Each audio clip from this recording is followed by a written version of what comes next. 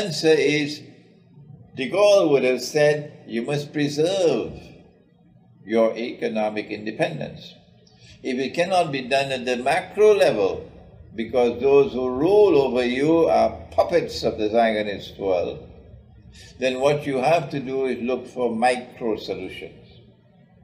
And a micro solution will be to get out of Paris. Leave Paris to the Zionists. Get out of the cities. Leave the cities to the Zionists. Let them wash their own dirty clothing. And go into the remote countryside. Disperse. Do not remain in big communities. No. Try to establish small communities and make these small communities self-sufficient in food production. Oh, the rulers of the world are going to grind their teeth in absolute anger and frustration because you're going to be getting out of their grip. They want you in Paris because they know you can't produce your own food in Paris.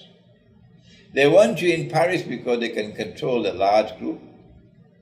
But when you leave Paris and you go out into the remote countryside and you are in small communities, hundreds and thousands and millions of small communities, they can't digest their food anymore.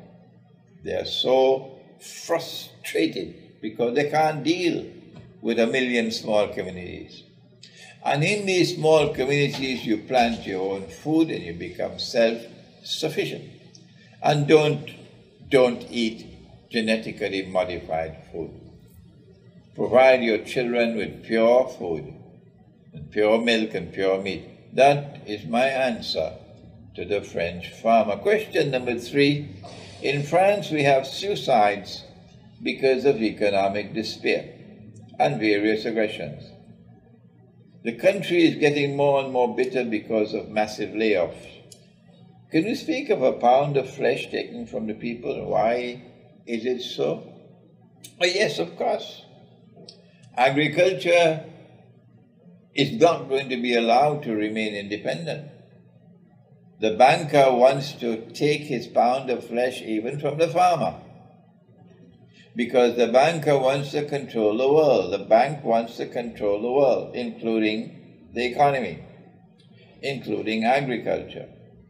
The first lesson you must learn, if you are to respond successfully, is to never, never, never borrow money on interest. Never do that.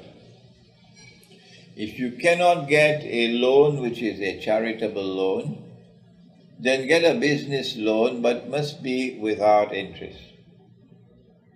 If you have a loan without interest and you cannot repay the loan, then of course there's something like bankruptcy, and you will be seized, or your property will be seized and so on, to pay off the loan. But when you take a loan on interest, and when it is compound interest, you sign your debt warrant. That's what they did in Latin America.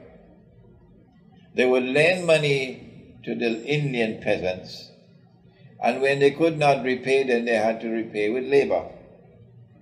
So they didn't have slavery, they had a different form of slavery. The enslavement of the masses through usury. The Quran has prohibited usury. It was also in the Bible, but someone rewrote the Bible to say that it is prohibited for an Israelite to lend money on interest to another Israelite. Don't do that. Don't rip off your own brother. But the new version of the Word of God, written by human hands, is that it is permissible for you to lend money on interest to those who are not Israelites. No. That's false. And the Quran